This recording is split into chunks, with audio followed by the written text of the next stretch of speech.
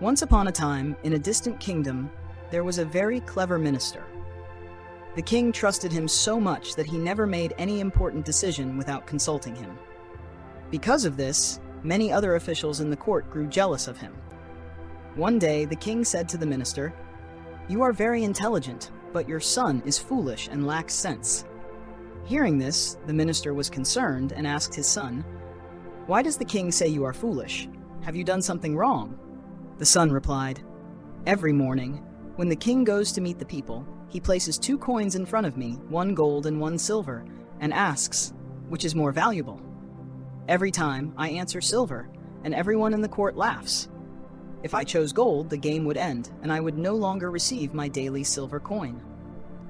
The minister was very surprised. The son then took him to a room and opened a box filled with silver coins he had received from the king. He explained, "By choosing silver and making the king laugh, I keep the game going and collect silver every day. Choosing gold, the correct answer, would end the game and I would lose the daily silver coin." The minister then realized that his son was not foolish at all. His son's wisdom was too subtle for others to understand. From that day on, whenever anyone called his son foolish, the minister would simply smile. This story carries a profound lesson.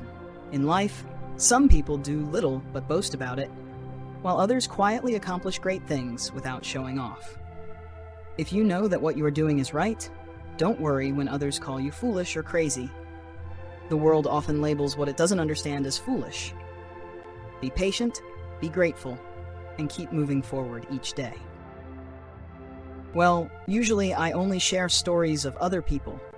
Today, I want to tell a story from my own experience, back when I was doing part-time work as a university student.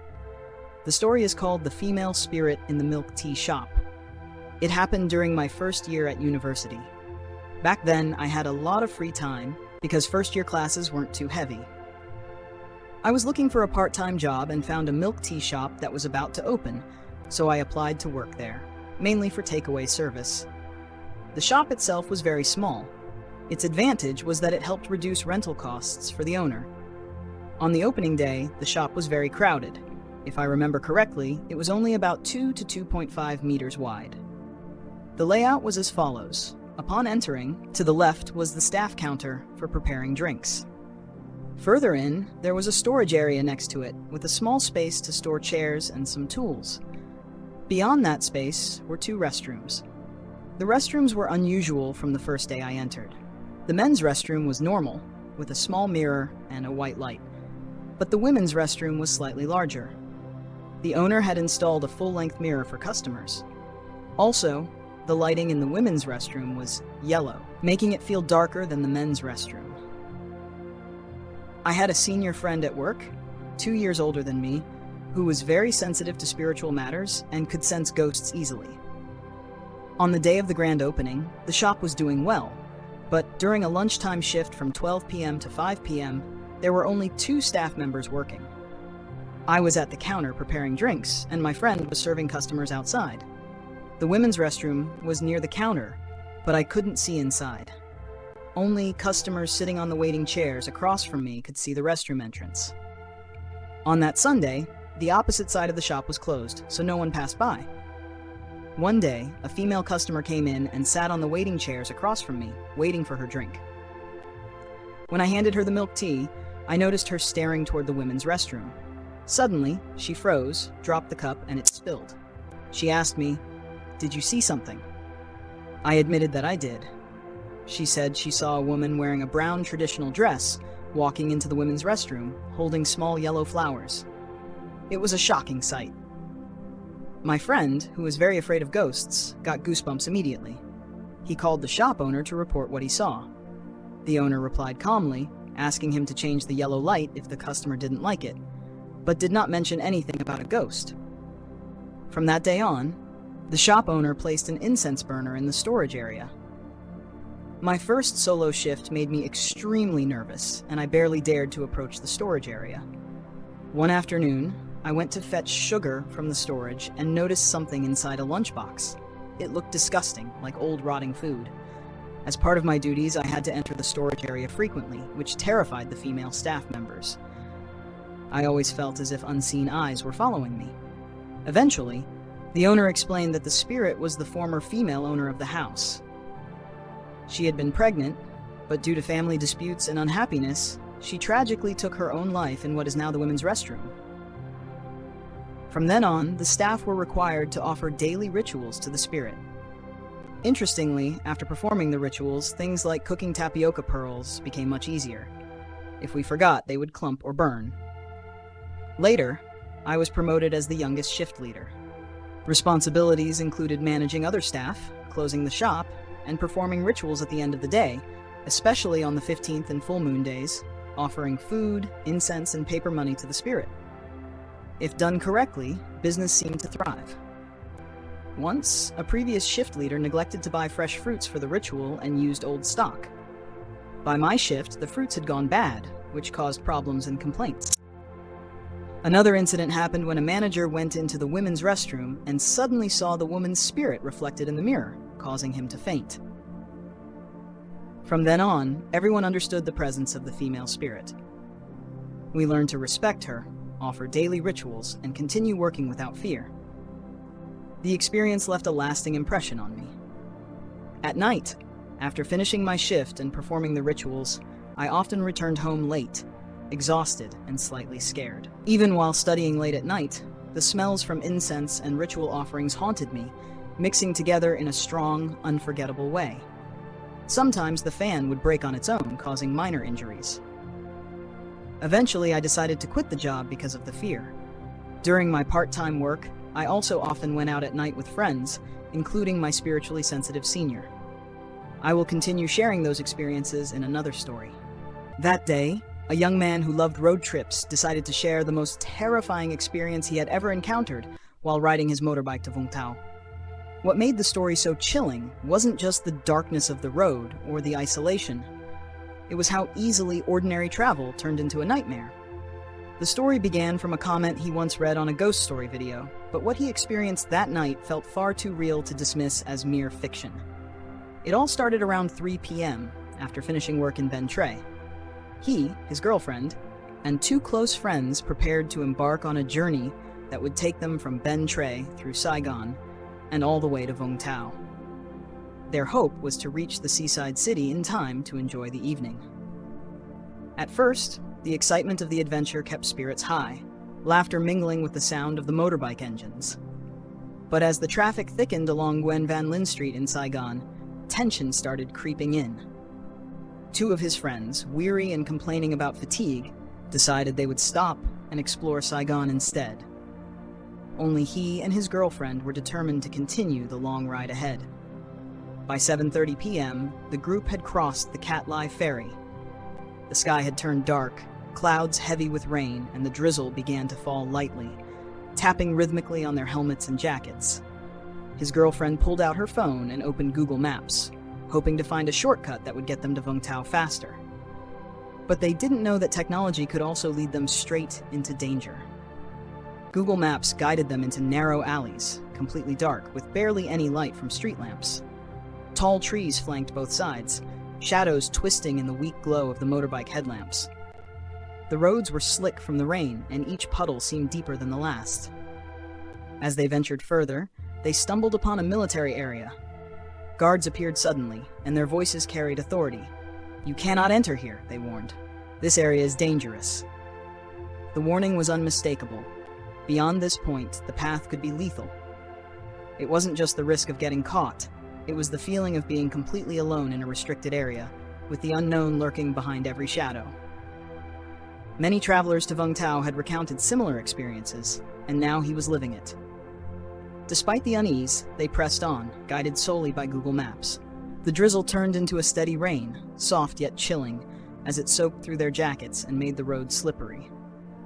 Approaching the Non Trach intersection, Google Maps directed them onto a tiny road near a solitary gas station. At first, houses lined the sides of the street, giving them a false sense of security. But soon the buildings thinned out, replaced by endless stretches of rubber trees and scattered cornfields. The asphalt ended abruptly, giving way to red dirt, slippery and uneven. The further they rode, the more isolated they became. The only sounds were the pattering rain, the hum of the motorbike, and the occasional distant rustle of leaves, sending chills down their spines. By 9 p.m., the rain had become heavier, drumming relentlessly on the helmets and the sparse tree canopy above. The road, now nothing more than a muddy track, seemed to stretch endlessly into darkness. Then, ahead of them, a large, abandoned villa appeared, silent, imposing, and eerily lifeless. It was the kind of place straight out of the ghost stories from Da Lat, a mansion whose presence alone sent shivers down their spines. As they rode past the villa, the impossible happened. The motorbike's lights flickered and went out. The engine sputtered and died. They were left in absolute darkness, the rain masking all distant sounds, surrounded by nothing but rubber trees stretching endlessly on either side. Fear gripped them instantly. Every instinct screamed to turn back, but the slick, muddy road offered little traction. The only option was to push the bike forward. As they struggled, the unease intensified. At one point, the ground gave way beneath them, and the bike slipped into a small ditch. Panic surged. "Just leave the bike and run," his girlfriend shouted, her voice barely audible over the rain, but he refused. Together, drenched and shivering, they pulled the bike from the ditch, muscles screaming, hearts racing, the adrenaline flooding every vein. The forest around them seemed alive, whispering in the wind, shadows twisting as if watching their every move. Minutes stretched into what felt like hours. Their clothes clung to their bodies, water dripping into boots, chills crawling across their skin. Each step required careful footing on the slippery dirt, and the looming forest seemed to close in from all sides. Occasionally they thought they heard footsteps, low whispers, or a branch snapping behind them, only to find emptiness. The fear was tangible, almost physical, pressing against their chest like a heavy weight.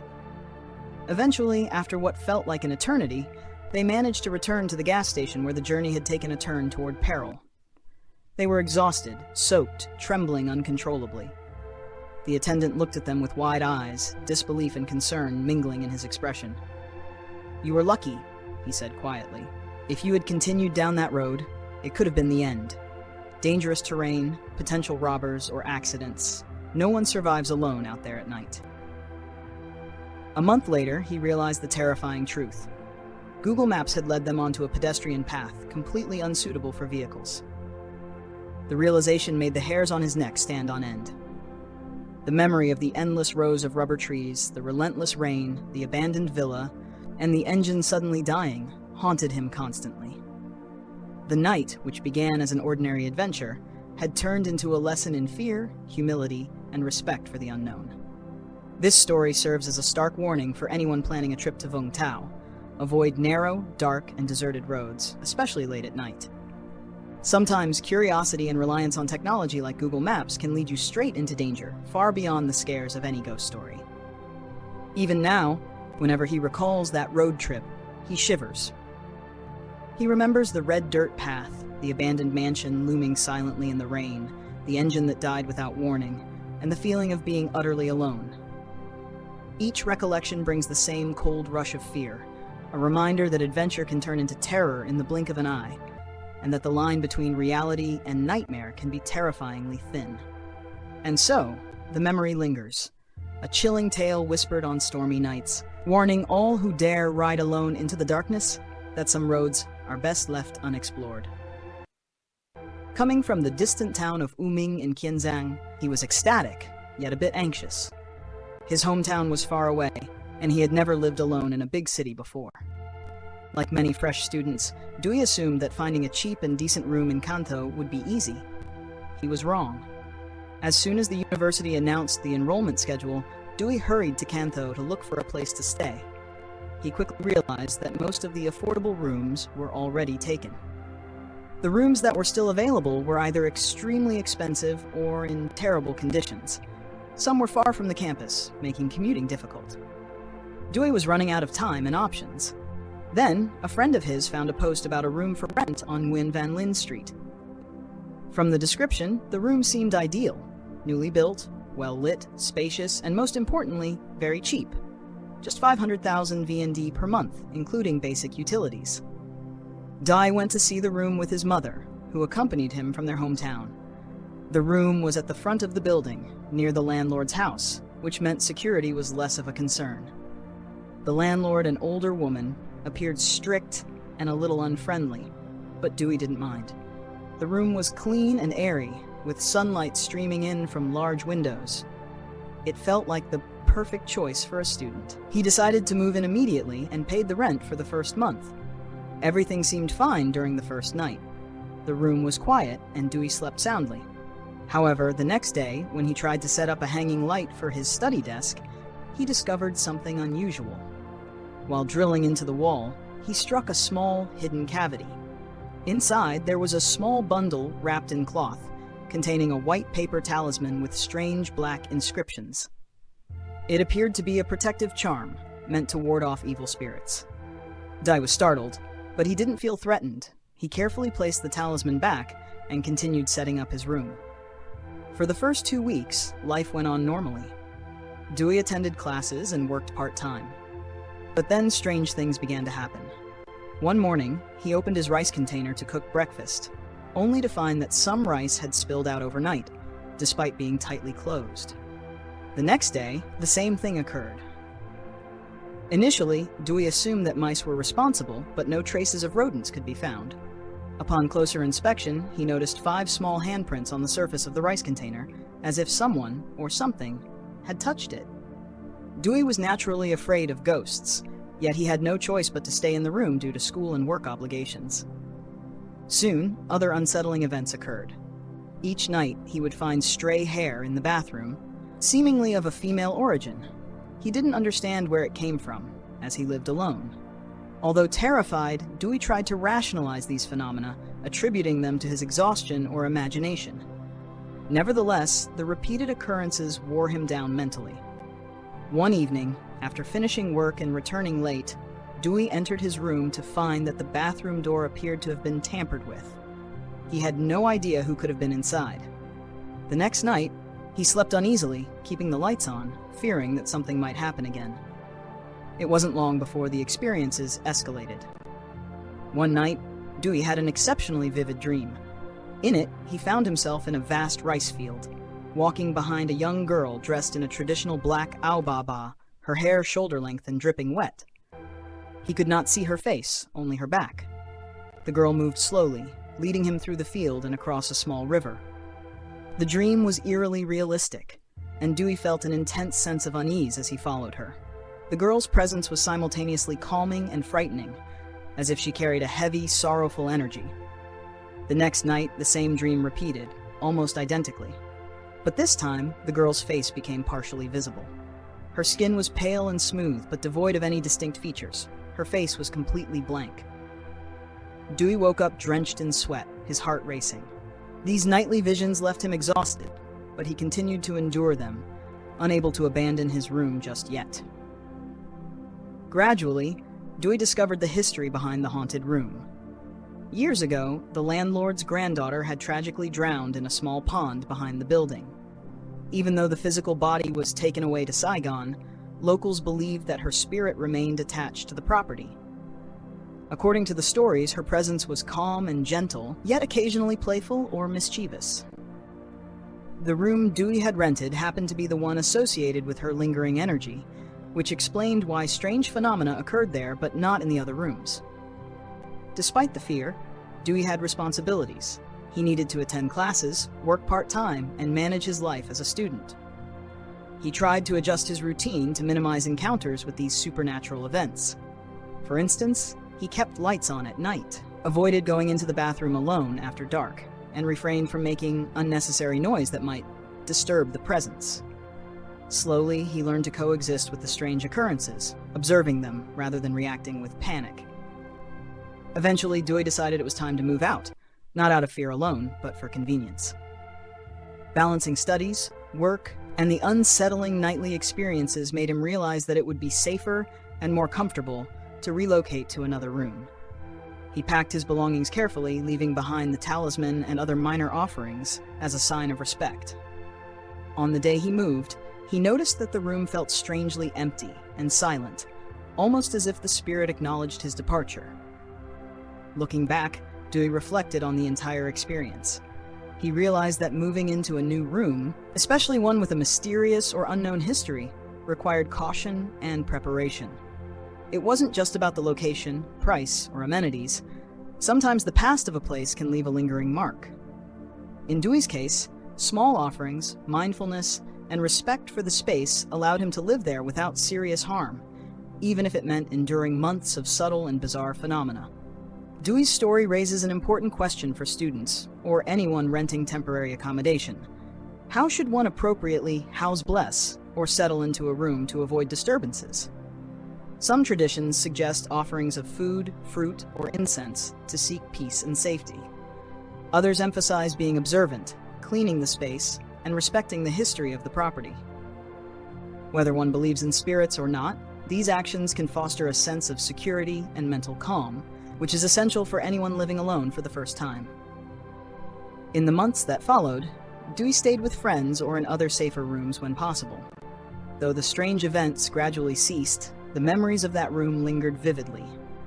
He occasionally recounted the story to friends, advising them to choose rooms wisely, research their history, and, if necessary, perform appropriate rituals or house blessings.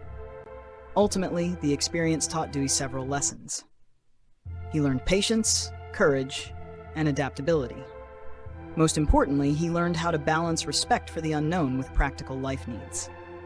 While the haunted room in Cantho will always remain a curious chapter in his life, it also became a tale of resilience and cautious wisdom, a reminder that sometimes the world is stranger than we expect, and a little care and awareness can go a long way in navigating its mysteries.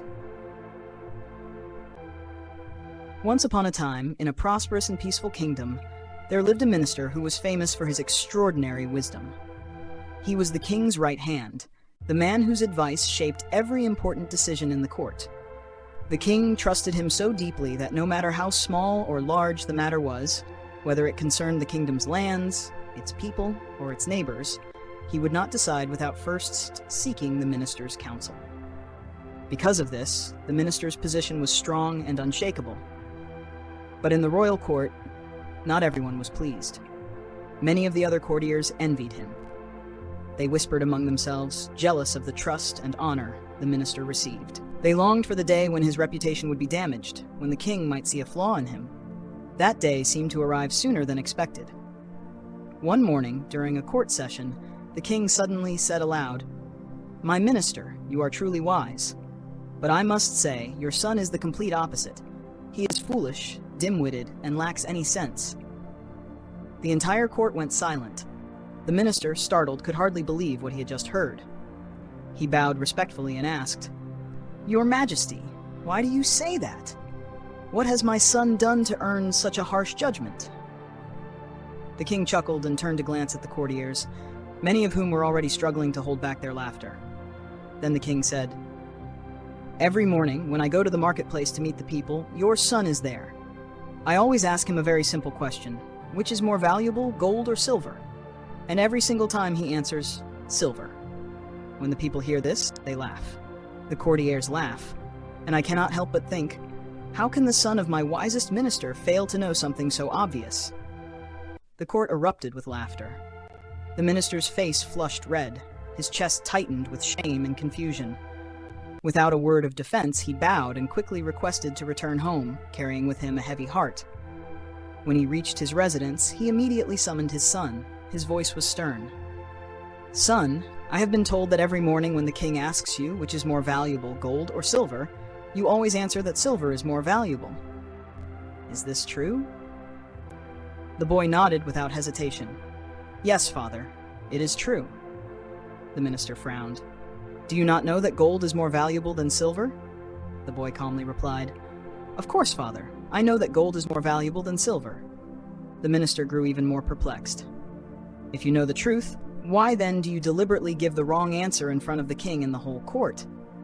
Because of this, the court mocks you, and they mock me as well." Instead of shrinking under his father's disapproval, the boy smiled gently.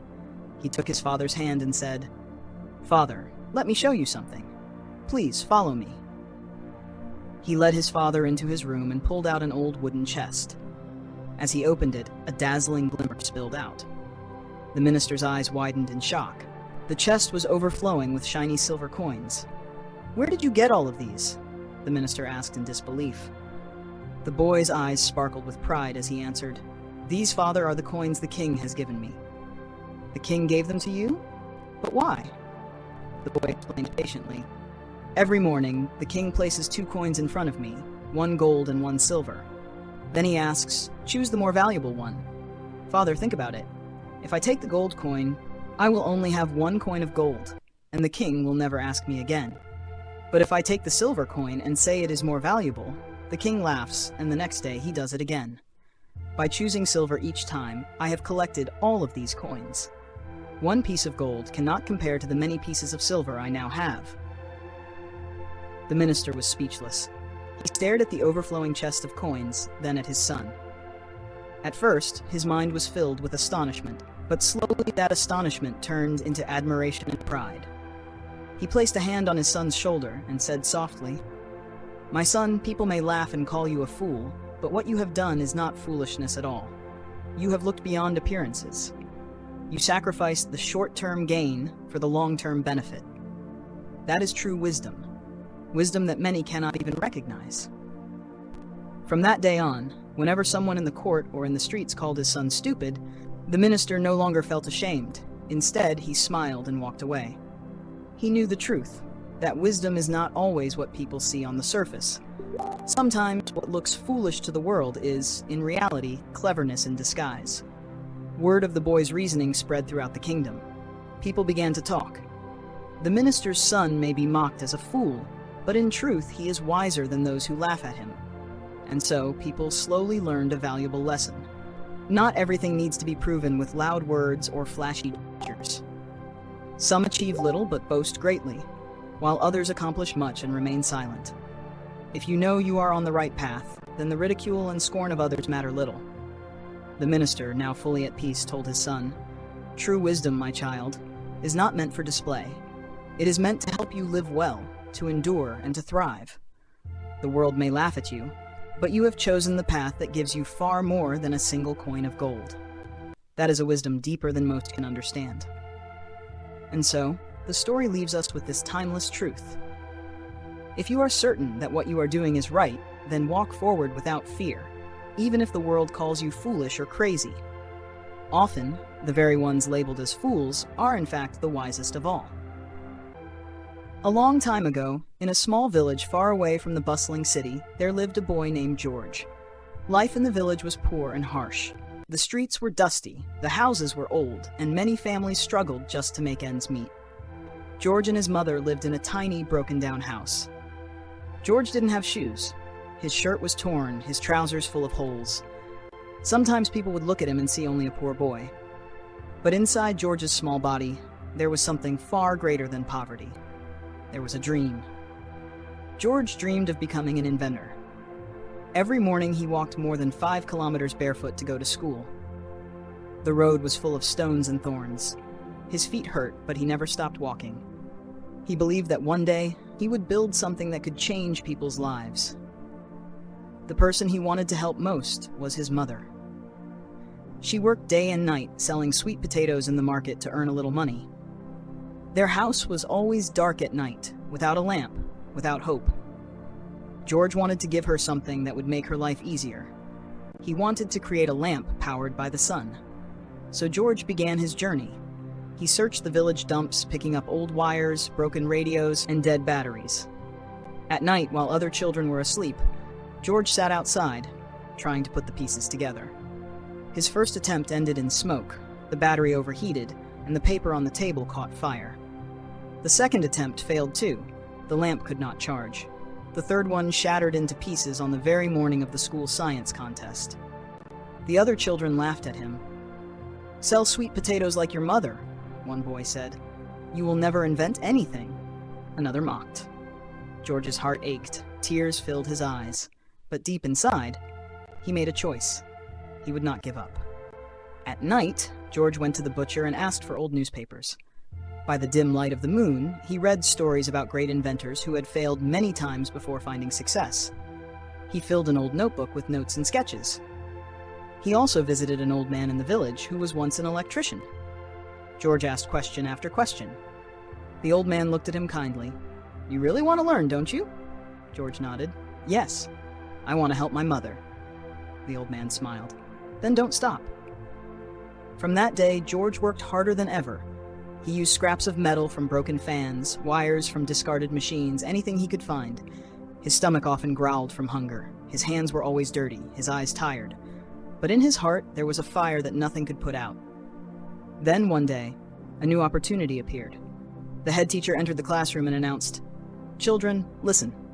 Next week, a wealthy merchant will visit our school. His company is giving a prize. They are looking for young inventors." The classroom exploded with excitement. Everyone whispered about the prize, about the rich man, about the chance to be chosen. George sat quietly at the back, his mind full of doubt. He had failed so many times. What if he failed again? That evening, his friend Maya came to him. She gave him a soft, encouraging smile. "Try again, George," she said. "This is your time." Her words lit something inside him. That night, George gathered every broken wire, every piece of glass, every useless battery. He read the old newspapers once more, checked his notes carefully, and started building again. His hands shook as he twisted the wires. His eyes narrowed as he tested the connections. Hours passed, and then light. The lamp glowed softly. 1 hour, then 2, then 4. It worked. The next morning, George carried the lamp to school in a small box. His heart pounded as he stood among the other children. The merchant arrived wearing a gold watch, followed by cameras and judges. One child presented a drawing, another showed a toy car. Then George's turn came. His hands trembled as he placed the lamp on the table. His voice was shaky but firm. "This is my solar lamp," he said. He flipped the switch. A warm light filled the room. For a moment there was silence. The judges stared. The merchant stepped forward. "Where did you get the parts?" he asked. "From the garbage," George answered honestly. The room grew still. Then the merchant smiled. This is exactly what we are looking for." George won the prize. The story of the poor boy who built a lamp from trash spread through newspapers across the country. The merchant's company awarded him a scholarship to study in a big school. And most importantly, George's solar lamp was reproduced and used in many homes in his village. Children could read books at night, mothers could cook in the light, and the darkness of the village was finally broken. But George didn't stop there. He kept building, kept inventing, kept dreaming. His journey had just begun. The lesson life is full of failure. Many people fall once, twice, or even 3 times. People may laugh at them, tell them to quit, or say they are not good enough. But the winners in life are not the ones who never fall. The winners are the ones who rise every single time they fall. Maybe you have started something, and it didn't work. Maybe people around you told you that you couldn't do it. Maybe life has been hard. But if you still believe in your heart, and if you keep trying again and again, you are stronger than you think. You don't need money to start. You don't need perfect tools. You only need determination, courage, and the will to keep going. Fix what is broken. Learn from your mistakes. Stand up after every fall. Because the most powerful words in life are, "I will not give up." And if you do not give up, one day someone will look at you and say, "This is what we are looking for." So keep going, keep building, keep the dream alive. In a quiet countryside about 40 kilometers away from the bustling center of Kanto City, there lived a young boy named Nguyen. His house stood on the edge of a river, surrounded by fields and narrow dirt roads that often became muddy and uneven after the rain. Life was not easy for Nguyen. Coming from a poor family, he often struggled with daily necessities. Yet, despite his hardships, he had a warm heart and a willingness to help others. Not far from where Nguyen lived, there was a small charity kitchen built to support poor children in the village. Every day, this place would prepare dozens of meals for kids who had little to eat. Nguyen was one of the regular visitors there, not to receive food, but to offer his help. After school, he would stop by the kitchen, help the cooks prepare the meals, and even stay late at night to clean up. He grew especially close to the kind woman who managed the kitchen. To her, Nguyen was like another grandchild, always polite, cheerful, and ready to lend a hand. Often, Nguyen stayed until late evening before heading home. The road back to his house was long, rough, and lonely. But Nguyen had a habit of singing while he rode his bicycle in the dark. He wasn't a professional singer by any means. He simply liked to hum and sing out loud as he pedaled through the night. The sound of his carefree songs echoed along the empty dirt paths. For him, singing was a way to shake off exhaustion and make the journey home less lonely. His grandmother, however, never liked this habit. Old people in the village used to say that their area was haunted. In the past, during rainy and gloomy evenings, many villagers had reported seeing wandering spirits near the riverside. The elders believed that these were souls of people who had drowned in the river or died tragically. Because of this, Nia's grandmother often warned him not to go out too late, and especially not to sing in the dark. "Spirits notice those who make too much noise at night," she would say. Nia, still young and skeptical, usually laughed it off. Then, something unusual happened. During his final exam preparation, Nia suddenly fell ill. He developed a high fever, severe headaches, and a strange stiffness in his shoulders and neck. His parents rushed him to the hospital, where the doctor diagnosed him with a bacterial infection. For a week, he stayed in the hospital and slowly recovered. His fever eventually went down, but something was not right. Even after being discharged, Nia continued to experience sharp headaches and an unexplainable heaviness in his shoulders. He described it as if someone was pressing down on him or hammering both sides of his temples. The pain persisted, day after day. His mother, who stayed by his side, noticed how pale and tired he looked, though the doctors insisted that his tests showed nothing abnormal. Word spread among relatives, and soon his grandmother heard about his condition. That evening, while chatting with neighbors at a small coffee stall, she mentioned Nia's strange illness. An elderly woman sitting nearby leaned closer and whispered, "It sounds like your grandson is being followed by a spirit. You should be careful." That night, Nia's grandmother had a vivid and unsettling dream. In the dream, she saw Nia's late great-grandfather and grandfather appear before her. Their faces were grave, and their voices were stern. "Your grandson is being followed by a female spirit," they told her. "She climbs onto his shoulders, weighing him down, and presses her hands against his temples. That is why he suffers so much pain." Shocked, his grandmother asked why this had happened. The great-grandfather explained, "The spirit is a wandering soul, a young woman who died tragically. She noticed Nia because he often sings alone on the road at night. She mistook his singing as an invitation and decided to follow him."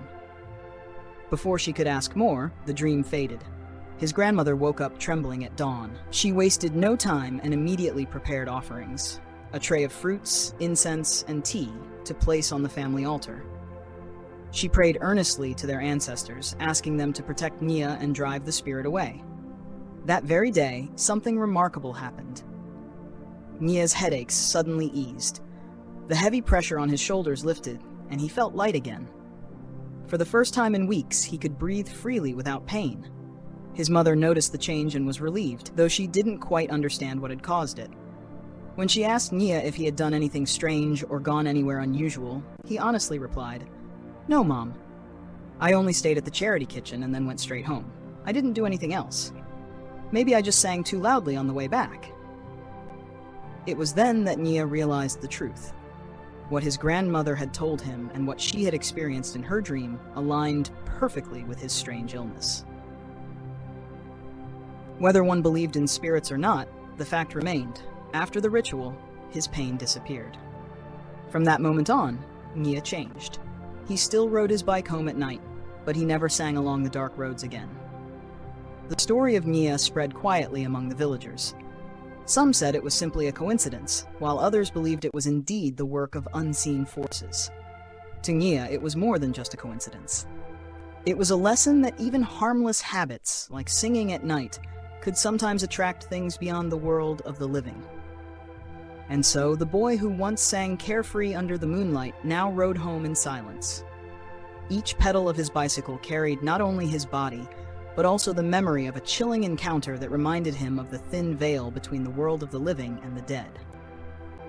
It was close to midnight when Hana boarded the final bus of the night in a quiet Japanese town. The rain had just stopped, and the streets glistened with reflections of neon lights. She sat near the back, clutching her umbrella, grateful for the empty ride after a long day at work. Only a few passengers were scattered inside. An old man snoring softly near the front, a couple whispering to each other in the middle rows, and a young woman with long black hair sitting alone by the window. The bus rumbled forward. Hana leaned against the glass, watching raindrops slide down. For a while, the steady hum of the engine was soothing. But as they passed under dim streetlights, she noticed something strange. The young woman in the middle row wasn't moving at all. Not a twitch, not a breath. She just sat there, hair covering most of her face, staring at her own reflection in the dark window. After 10 minutes, the couple got off. Then the old man rang the bell and left, mumbling a polite good night to the driver. Hana glanced around. Only she, the driver, and the motionless woman remained. The atmosphere grew heavier. The bus groaned as it turned into narrower, darker streets that Hana didn't recognize. "Excuse me," she called to the driver. "This bus still goes to the station, right?" The driver didn't answer. He just kept his eyes on the road. Unease crawled through her chest. She looked again at the still woman and froze. The woman was no longer sitting in her seat. Hana's breath caught. She scanned the rows, empty. She clutched her umbrella tighter, her pulse thundering in her ears. Slowly, she looked toward the back of the bus. The woman was now sitting in the very last row, directly behind Hana. Her hair hung like a curtain, face still hidden. She hadn't heard footsteps, no movement, just there. Hana turned forward quickly, trying not to panic. Maybe she had imagined it. Maybe exhaustion was playing tricks on her. But then she heard it, a slow, deliberate whisper. "You shouldn't be here." Hana shot up from her seat. "Driver, please stop the bus," she shouted. The driver kept driving. His shoulders seemed unnaturally stiff. She looked at the mirror above him, the one used to check on passengers. To her horror, the reflection showed only herself. No one sitting behind her at all. Yet she could feel it, the cold presence breathing against the back of her neck. Hana ran forward, ready to grab the driver's arm. But when she reached him, she saw his face in the mirror. His eyes were completely black. Panic surged through her. She stumbled back, unsure what to do. The bus rolled deeper into unfamiliar streets where no lights shone, no houses stood, just endless darkness outside. The whisper came again, closer, almost inside her ear. "You are the last passenger." Hana spun around. The woman's face was finally visible. It was pale, almost gray, with hollow eyes that bled black tears. Her mouth stretched open impossibly wide, revealing not teeth but a dark void. Hands, cold, bony hands, shot out and grabbed Hana's shoulders. "No!" Hana screamed, thrashing wildly.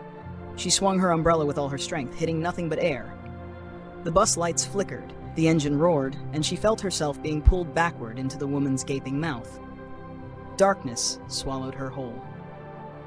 The next morning, commuters waited at the bus stop. The first bus of the day arrived, doors hissing open. The driver, yawning, greeted them as usual. The seats were empty, except for the very back row. There sat a young woman with wet hair, clutching an umbrella, staring blankly out the window. And when the bus pulled away, her reflection in the glass smiled, though her lips never moved. The Silent Village.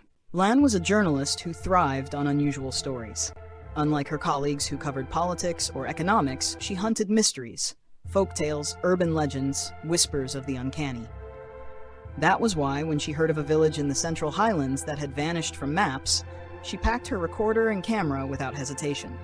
The story went like this. 40 years ago, a whole community disappeared overnight. Families, livestock, even belongings were gone. Some said they fled the war. Others claimed the village had been cursed, swallowed whole by the forest. The only hint was that travelers sometimes reported seeing flickering lanterns deep among the trees where no paths existed. Lan set out at dawn. The road was narrow, the asphalt giving way to dirt tracks. She passed coffee plantations, then thick groves of pine. Locals she interviewed along the way grew silent when she mentioned the name of the vanished place. One old woman only muttered, "Don't go after dark. The village still waits for visitors, and once it welcomes you, you can't leave." By late afternoon, Lan reached the supposed location. The sun slanted low, staining the forest gold.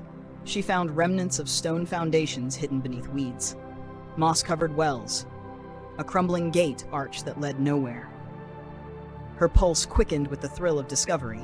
Then she heard it, a faint bell, the kind used to call villagers to gathering. She followed the sound. The forest thickened, swallowing light. Yet ahead, lanterns glowed faintly, strung between leaning bamboo poles. She stepped through, and her breath caught. The village wasn't gone. Wooden houses lined a dirt street. Smoke curled from chimneys. She smelled rice cooking. Children's laughter echoed faintly. But everything shimmered, as though viewed through rippling water. A woman in a simple "Ao Baba" stepped out of a house and smiled at her. "You've come," she said, voice melodic but oddly hollow. "We've been waiting." Lan froze. What is this place?" "Our home," the woman replied gently. "You are safe here." Lan raised her camera and snapped a photo. The digital screen showed nothing, just an empty stretch of dark forest. Her stomach dropped. Villagers began emerging one by one. Old men with walking sticks, children clutching woven toys, mothers carrying babies. They smiled, but their eyes reflected no light. "You shouldn't stay long," Lan whispered to herself, backing away. But when she turned, the lantern-lit path had vanished. The forest pressed close, endless. The villagers encircled her slowly, not hostile, but insistent. "Eat with us," a man urged. "Rest. Once you share our meal, you'll never feel hunger again." Lan shook her head. Her hands trembled as she clutched the recorder. She pressed record. Their voices came through faintly, layered, distorted, as though dozens spoke over one another. When she replayed it, the words were nothing but static. Night fell abruptly, as if someone had pulled down a curtain. The sky vanished behind a black void. The lanterns were the only light left, swaying though there was no wind. Lan found herself guided, or pushed, into the largest house. Inside, mats were laid out, bowls steaming with food that smelled rich and intoxicating. She forced herself to focus. "If this is real, I need evidence." She lifted the camera again. The photo showed a banquet table, yes, but the bowls overflowed with ash. The mats were covered in bones, and at the head of the table sat a figure with no face, only shifting darkness where features should be. The recorder slipped from her hand. The faceless figure rose. Its presence filled the room, towering though its body barely moved. "Stay," it whispered, though no mouth moved. "Join us." Lan bolted. She shoved past the smiling villagers, their arms reaching but not grasping. Outside, the street stretched endlessly, looping back on itself no matter which way she ran. The lanterns blurred, spinning like fireflies trapped in a jar. She stumbled, fell to her knees. When she looked up, the faceless figure stood before her again. Closer now. Its form wavered like smoke. "You came looking for a story," it said. "Now you are part of ours." Lan screamed, but the sound vanished before it left her throat. The villagers leaned in, whispering, their voices blending into one. "Welcome home." Weeks later, a group of hikers found Lan's abandoned motorbike at the edge of the forest. Her bag lay nearby, recorder inside. When they played it, the tape was filled with faint static, and beneath it, if one listened closely, was the sound of children laughing. And a woman's voice, repeating softly, "We've been waiting." The silent village had claimed another. Once upon a time, in a quiet little village surrounded by green hills and winding rivers, there lived an old lady who was unlike anyone else. She was not rich, nor did she hold any position of power, yet the people of the village loved her dearly. Her house was small and simple, built of wood and stone, but whenever someone stepped inside, they felt warmth, comfort, and a sense of peace. The old lady had a reputation. She was always smiling. Whether it was a sunny day or a stormy night, whether crops grew well or the harvest failed, she never seemed to lose her cheerful spirit. She was known for being kind, wise, and endlessly patient. Villagers often came to her when they faced problems in their families, when they argued with neighbors, or when their hearts felt heavy with sorrow. Somehow, after a talk with her, they left lighter, as if a burden had been lifted. One afternoon, a young man from the village knocked on her door. He had often watched her from afar, puzzled by her calm and joyful nature. He had struggled with his own worries.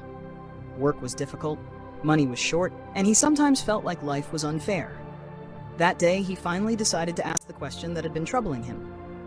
"Grandmother," he said respectfully, "why are you always happy? No matter what happens, you smile. Don't you ever feel sad when things go wrong?" The old lady smiled gently, just as she always did. Her eyes, though lined with age, shone with kindness. "My dear," she replied, "life is full of ups and downs. Some days are good, and some days are bad. But I have learned that happiness does not come from what happens around us. It comes from inside." The young man frowned slightly, confused. I don't understand. How can you be happy when bad things happen? Doesn't sadness overwhelm you? The old lady took a deep breath and nodded. Let me tell you a story from my own life. Perhaps then you will understand. Her voice grew softer, carrying the weight of memory. When I was young, I had a family. I had a husband and children. We were not rich, but our days were filled with laughter. We worked hard, we shared meals together, and though we lacked many things, our hearts were full. I thought those happy days would last forever. But one day, my husband became very sick. We did not have enough money for medicine. We tried everything, but nothing worked. He grew weaker each day, and then one morning, he was gone. Her voice trembled, though her smile remained. It was the saddest day of my life. I cried until I could no longer cry. I thought I would never smile again. I believed my happiness had died with him. The young man leaned closer, listening carefully. He had never heard her speak so personally before. After some time, she continued, I realized something important. My sadness could not bring my husband back, but my children still needed me. They needed me to be strong, to guide them, to give them love. If I lived in sorrow forever, I would lose not only my husband, but also the chance to raise my children with joy. Slowly, I began to look at life differently. I understood that life will always have good moments and bad ones. Pain is part of being alive, but I decided I would not let the bad moments steal away all the good. I chose to live with happiness again, not because life was easy, but because my heart needed it. The young man looked at her in surprise. But how did you manage that? How do you stay happy each day? The old lady's smile deepened. Every morning when I wake up, I say to myself, today is a new day. I will find something to be happy about. Some days, it is simple. The sun may shine, a flower may bloom, or I may meet a friend on the road. Some days are harder, but even then, there is always something small to be thankful for. Happiness does not need to be grand. It is often hidden in the little things. The young man thought carefully about her words. But what if something really terrible happens again? What if life gives you more pain than joy? How can you still be happy then? The old lady's expression turned thoughtful. It is not easy, she admitted. But I remind myself that everything passes. Even the worst storm will end. When bad times come, I tell myself, this too will pass. While I wait, I focus on the good things I still have, my health, my friends, or simply the gift of being alive another day. You see, happiness is a choice. You can choose to focus on what is wrong and drown in sadness, or you can choose to notice what is good and let your heart rest in joy. It is not always simple, but it is always possible. For a long moment, silence filled the small house. The young man felt as if the world had grown still, allowing her words to sink deep into his heart. Finally, he stood and bowed respectfully. Thank you, grandmother, he said. I think I understand now. I will try to live as you do. From that day forward, the young man carried her advice with him. At first, it was difficult. When he lost money at the market or quarreled with a neighbor, his anger rose quickly. But then he remembered her words, today is a new day, find something to be happy about. Slowly, he trained himself to look for the good in every situation. Sometimes it was a kind word, sometimes the beauty of the evening sky, sometimes just the taste of a warm meal after a long day. As the months passed, he noticed something remarkable. His life had not changed much. He was still not rich, and challenges still came, but his heart was lighter. He no longer carried sadness as heavily as before. Instead, he found joy in small things, and this joy gave him strength to face difficulties with courage. The young man's transformation did not go unnoticed. People in the village began to see the difference in him, and when they asked, he shared the old lady's wisdom. Soon, her story spread from family to family, until the whole village was touched by her words. The villagers learned that happiness was not about wealth, power, or even perfect circumstances. It was about how one chose to see life. They discovered that even in times of hardship, they could choose to be grateful for what they still had, to smile at the small blessings, and to trust that bad times would eventually pass. Over time, the village became a happier place. Arguments grew fewer, kindness grew stronger, and laughter was heard more often in the streets. All of this was thanks to one old lady who had suffered great loss yet chose to live with joy, and who taught everyone the secret of true happiness. And so the lesson remained. Happiness is not given by the world outside, but by the heart within. No matter how difficult life may become, we can always find joy in the small things. Life's challenges will pass, but a positive attitude allows us to remain strong and content. The young man, now grown older, would often repeat her words to the younger generation. Happiness is a choice. Choose wisely, and you will never regret it. And the little village, nestled in the hills, remained a place of warmth and peace, forever carrying the wisdom of the smiling old lady.